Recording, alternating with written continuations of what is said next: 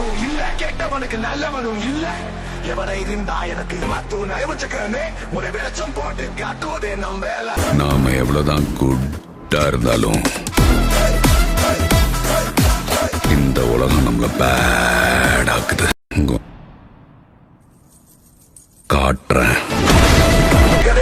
ஒரு வெளிச்சம் போட்டு காட்டுவதே நம் வேலை. டெத்தே நம்ம கண்ணு முன்னாடி வந்து நின்னாலும் நம்ம கெத்த மட்டும் விட்டு கொடுக்கவே கூடாது. அஸ்ஸலாமு அலைக்கும் மை மக்களே.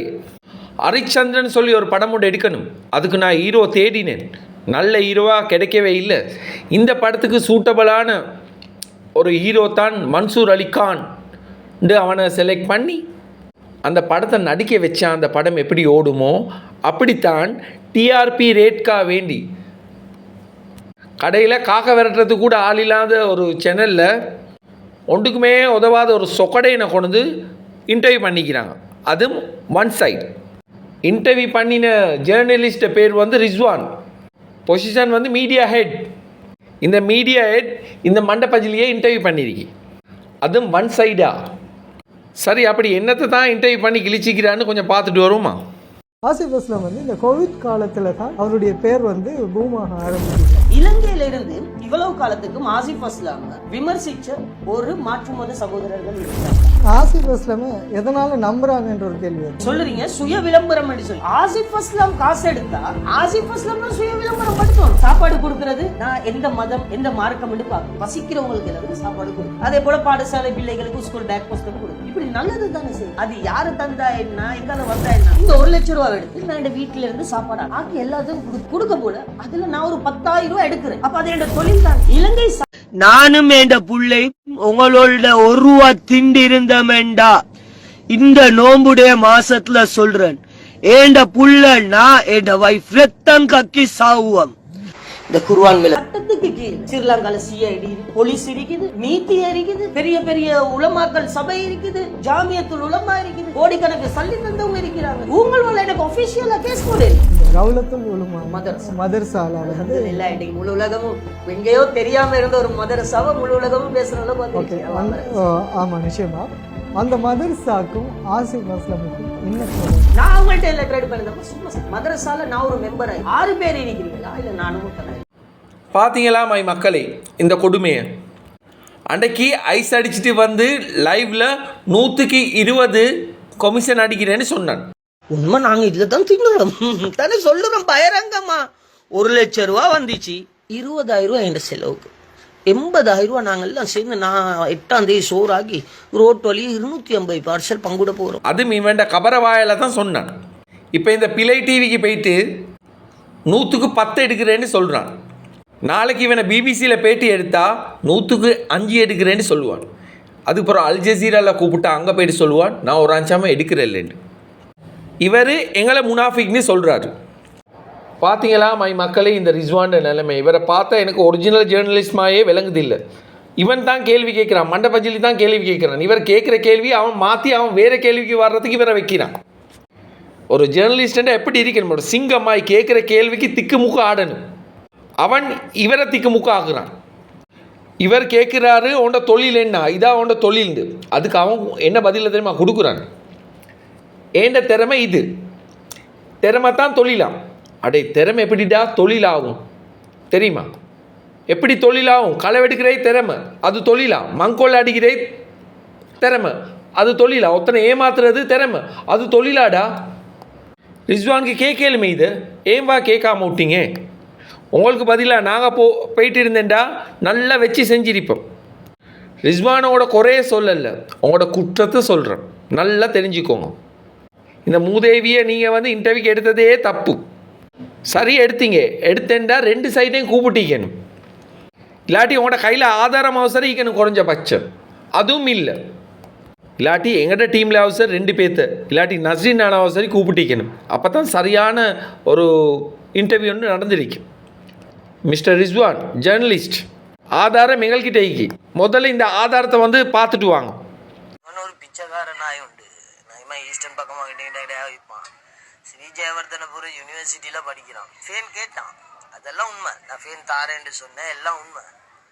ஆனால் இவன் பிச்சைக்காரன் உண்டு, பெரிய பிச்சைக்காரன். ஃபேனை கேட்டு ஃபேனையும் கொடுக்கணும், இவருக்கு ஒரு ஃபோட்டோவுக்கு தரையிலா வீடியோ தரையிலா தாரேன்னு சொல்லிட்டு கொடுக்கல. எனக்கு எவன் ஃபேன் தந்தாலும் நான் வீடியோ போடுவேனே. இவனெல்லாம் தடமாறினதுக்கெல்லாம் ஒன்று நடக்க போகிறது இல்லை. இவெல்லாம் பைத்தியக்காரன். இந்த இவனே பிச்சை. எனக்கு இந்த ஆசிப் அஸ்லாம் கிட்ட கேட்குறேன் பிச்சை. அதில் வேற அவர்கிட்ட ஆடம்பரம். ஆசிப் அஸ்லாம் இவரோட ஃபேனை களவு எடுத்துட்டாரோ. இவர்கிட்ட உமா வந்து கடைசியாக எங்களோட வீட்டுக்கு தான் எங்களோட வாப்பாவோட வந்துட்டு போனாங்க. அந்த டைமில் இவர்கிட்ட உமா எங்களோட வாப்பாவோட இருந்து போன டைம் ஃபேனை கொடுத்துட்டு போனாங்க. நான் ஃபேனை வச்சுட்டேன். பிச்சை வேசப்புள்ள படிக்கிறதே யூனிவர்சிட்டியில் படிச்சு கொண்டு அதில் வேற மற்றவன்ட்ட பிச்சை கேட்குறேன். பிச்சை எல்லாம் கேட்டு போதாததுக்கு அதில் வேற தென்னாவிட்ட பார்க்கணும். ஆசிப் அஸ்லாம் இவர்கிட்ட ஃபேனை களவு எடுத்துட்டாரோ. இவர்கிட்ட வீட்டுக்கு போனார் ஆசிப் அஸ்லாம். பேட்டியோட தங்கச்சியோட இங்கே போல வீட்டுல ஃபேனை கழட்டிட்டு வந்துட்டாரு. பிச்சை வேசப்புள்ள இது. ஒருத்தவர் இதோண்டு இருக்குதுன்னா நான் யார்கிட்ட எடுத்து கொடுக்கலாம், கொடுப்பேன். எனக்கு விருப்பமா இருந்தா கொடுக்க மாட்டேன். அடே நீ கேட்கறதே பிச்சையேடா. எனக்கிட்ட வந்து அதில் வேற உனக்கு தெனா விட்டா எப்படி பிச்சை வேசப்புள்ள இதெல்லாம். என்னோட பேர் உமர் அஹ்மட் ஸ்ரீ ஜெயவர்தனபுரம் யூனிவர்சிட்டியில். எப்படியெல்லாம் பிச்சை கேட்டான்னு தெரியுமா? எங்களுக்கு படுக்க ஒன்றும் இல்லைனானா, நாங்கள் 4 பேர் நானா, சுற்றி வர ஒரு ஃபேன் நானா சுற்றுது, எங்களுக்கு ஒன்றுமே இல்லைனானா. இவனுக்கு துவா நொதுன்னொத் பதுவா கொடுத்தா என்னத்தம்மா சொல்லுவான்? மாஷா அல்லா ஆசிப் அஸ்லாம் ஆஜியார் நல்ல மனுஷன், அவர் மாஷா அல்லாண்டுவானு குடுக்காட்டி கல்ல. எப்படி பிச்சை? நாங்களே இன்னொத்தண்டேது பிச்சை எடுத்து கொடுக்கு. அதுல இது வேற ஒரு பிச்சை.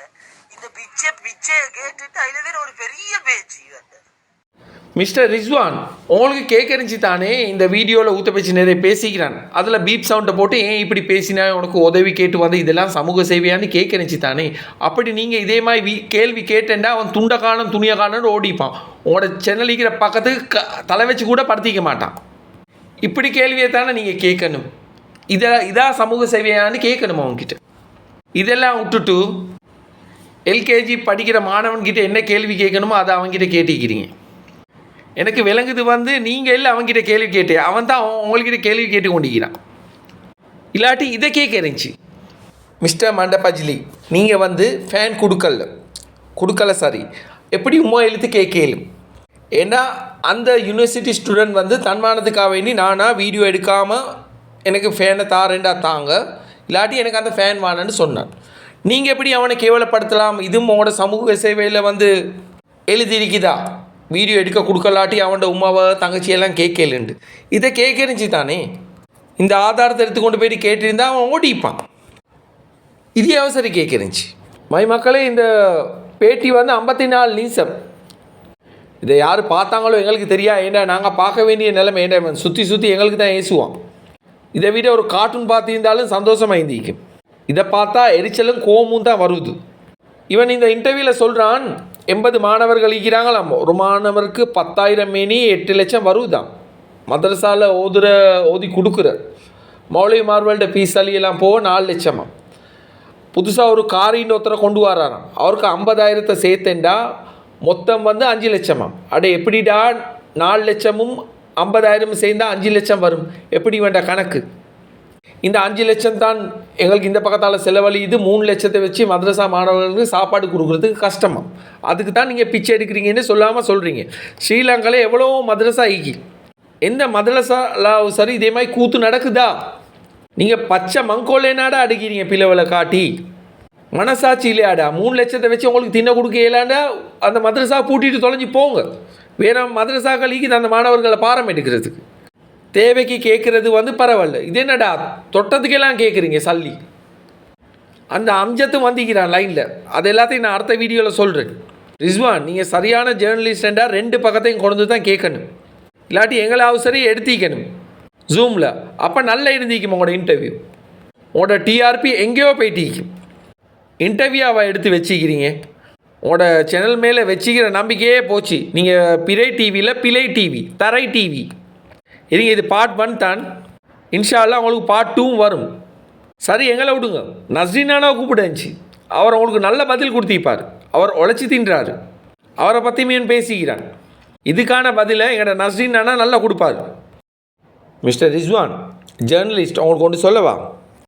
உங்களுக்கு ஏழுண்டா மரத்திறக்கை வேணும். உங்களோட இன்டர்வியூக்கு கூப்பிட்டு மிச்சம் தேவையில்லை. அந்த யூனிவர்சிட்டி மாணவன்ட வீடியோ காட்டி ஏன் நீ பேசினா இப்படின்னு கொஞ்சம் கேளுங்கள். அதுக்கு என்ன பதில் தாரான்னு பார்ப்போம். இதான் சமூக சேவை. இதேமா எங்கேயோ போகிற சொக்கடையின் வேலை கொண்டு இன்டர்வியூ பண்ணி உங்களோட சேனல்கிட்ட பேரே நாசமாக வானவா. ஆல்ரெடி இப்போ நாசமாகிடுச்சு. நாங்களே உங்களை இவ்வளோ கழுவி ஊற்றுறேன்டா எங்களோட ஃபாலோவர்ஸ் இதை விட செய்வாங்க. இவனை விட ரோட்டில் அந்த சிஎம்சின்னு சொல்லுவாங்க, அந்த தெருவெல்லாம் க்ளீன் பண்ணுவாங்களே, சிஎம்சியில் வேலை செய்கிறவங்க, அவங்கள கொண்டு நீங்கள் பேட்டி எடுத்து இருந்தாலும் உங்களோட இன்டர்வியூ நல்ல இருந்தீங்க. மேண்டா அவங்க உழைப்பை பற்றி சொல்லியிருப்பாங்க. அவங்க உழைச்சி தின்றாங்க. வயசானாலும் எவ்வளோ பேர் அபான்ஸில் எல்லாம் வேலை செய்கிறாங்க, எவ்வளோ கஷ்டப்பட்டு ஊரை க்ளீன் பண்ணி நாட்டை சுத்தமாக வைக்கிறாங்க. அவனோட கால் தூசி கூட இவன் போட மாட்டான். இவனை கொண்டு பேட்டி எடுத்தேன்னு சொல்ல போல தான் அவங்கள நினைக்க போல கோவம் வருது. இனிமேல் இன்டர்வியூ எடுக்கிறேன்ட்டு அதே மாதிரி ஆள்களை கொண்டு இன்டர்வியூ எடுங்க. அப்போ தான் அந்த தொழிலுக்கும் ஒரு கௌரவமாகிக்கும். அவங்க இல்லாட்டி எங்களோட நாடே நாத்தமாகிக்கும். இவனே ஆள்களால் எங்களோட நாடு நாசமாகிக்குது. இன்ஷா அல்லாஹ் பார்ட் 2 வரும், எதிர்பாருங்க. Journalist mister Rizwan. எனிவே ஆனவரை சொல்லிவிட்டோம். அஸ்ஸலாமு அலைக்கும். Good by.